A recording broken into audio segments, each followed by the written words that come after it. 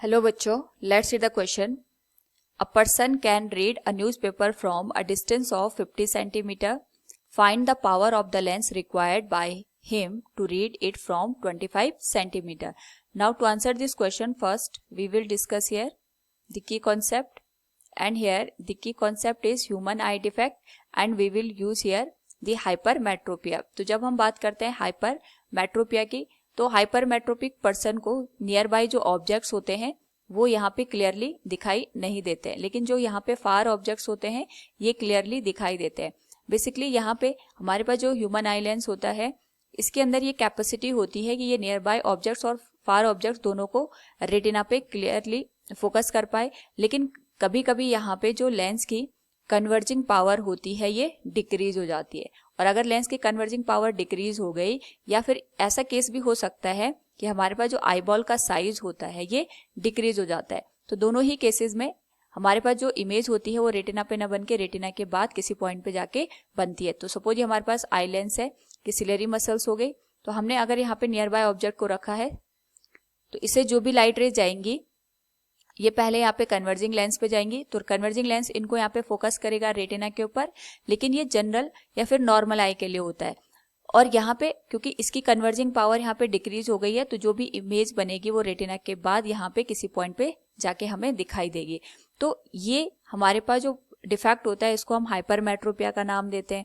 Now यहाँ पे अगर हमें इस डिफेक्ट को करेक्ट करना है तो ऐसा लेंस यूज करना पड़ेगा कि जो यहाँ पे इसकी कन्वर्जिंग पावर को बढ़ा पाए. तो कन्वर्जिंग पावर को हम तभी बढ़ा सकते हैं जब हम यहाँ पे एक और लेंस का यूज करें. यहाँ पे हम एक और कॉन्वेक्स लेंस का यूज कर देते हैं. ये आगे हमारे पास ह्यूमन आई लेंस, ये आगे सिलियरी मसल्स. तो जो भी यहाँ पे लाइट रे होंगी पहले ये आई लेंस से पास होंगी, पहले ये कॉन्वेक्स लेंस से पास होगी, इसको मैं फर्स्ट लेंस का नाम दे देती हूँ. ये सेकंड लेंस है, ये हमारे पास आई लेंस हो गया, और ये जो हमने यहाँ पे एक्स्ट्रा लेंस यूज किया है. तो जो हम यहाँ पे कॉन्वेक्स लेंस यूज करेंगे ये इसकी कन्वर्जिंग पावर को यहाँ पे बढ़ा देगा.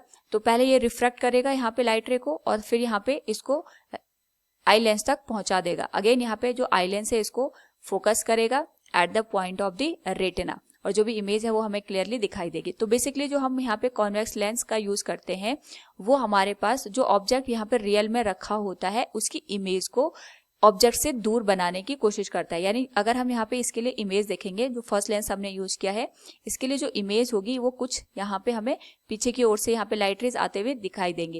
यानी जो ऑब्जेक्ट हमने ओ रखा है उसकी जो इमेज बनेगी वो आई पॉइंट पे बनेगी. और यहाँ पे एक तरीके से जो हम कॉन्वेक्स लेंस यूज करते हैं वो ऑब्जेक्ट के इमेज को पीछे की डायरेक्शन में खिसकाने का काम कर देता है, जिससे कि जो हमारे पास यहाँ पे कन्वर्जिंग पावर कम हुई है आई लेंस की उसके करस्पॉन्डिंग जो इमेज बनती है वो रेटिना पे यहाँ पे क्लियरली बन पाए. तो यहाँ पे हम कह सकते हैं कि जो यहाँ पे नियर पॉइंट होता है नॉर्मल आई के लिए 25 सेंटीमीटर, हाइपरमेट्रोपिक पर्सन के लिए वही नियर पॉइंट यहाँ पे बढ़ जाता है. और यहाँ पे हमें जो लेंस यूज करना होता है कॉन्वेक्स लेंस वो हम इसी बेसिस पे करते हैं कि किस डिस्टेंस पे जो ऑब्जेक्ट अगर हम रख दें उसकी इमेज यहाँ पे रेटिना पे हमें क्लियरली दिखाई देगी. तो जो हमारे पास यहाँ पे कॉन्वेक्स लेंस हम यूज करते हैं बेसिकली ये ऑब्जेक्ट को पीछे की डायरेक्शन में मूव करवाने का काम कर देता है, जिससे कि जो इमेज है वो हमें रेटिना पे क्लियरली दिखाई दे.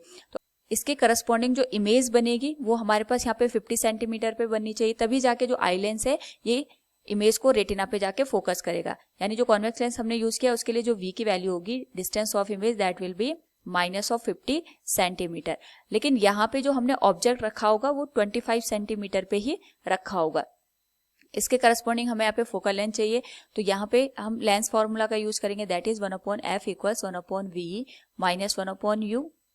हमें यहाँ पे 1/f यानी f की वैल्यू फाइंड आउट करनी है. v की जो वैल्यू आएगी दैट विल बी -50 और u की वैल्यू आ जाएगी -25. तो ये आ जाएगा 1/f = -1/50 + 1/25. तो इसके करस्पॉन्डिंग यहाँ पे अगर हम एलसीएम लें तो ये आ जाएगा 50 के बराबर, तो ये आ जाएगा -1 + 2 और ये वैल्यू आ जाएगी 1/50 के बराबर. तो जो फोकल लेंथ की वैल्यू आएगी दैट विल बी +50 सेंटीमीटर. तो यानी जो लेंस हम यूज करेंगे उसकी जो फोकल लेंथ होनी चाहिए वो 50 सेंटीमीटर के बराबर होनी चाहिए. और इसके करस्पॉन्डिंग अगर हम यहाँ पे पावर की बात करें, लेंस की जो पावर होगी दैट विल बी 1/f. लेकिन यहाँ पे जो हमारे पास फोकल लेंथ होनी चाहिए वो मीटर में होनी चाहिए, तो हम इसको लिख सकते हैं जो फोकल लेंथ की वैल्यू आएगी दैट विल बी 50 सेंटीमीटर और 0.5 मीटर. तो जो पावर की वैल्यू आएगी that will be 1 divided by 0.5 that is 2 dioptre के बराबर. So from the given question we can say here find the power of the lens required by him to read it from 25 centimetre. तो power of lens आ जाएगा +2 dioptre के बराबर. This will be the final answer. Hope all you understood it. Thank you and best of luck.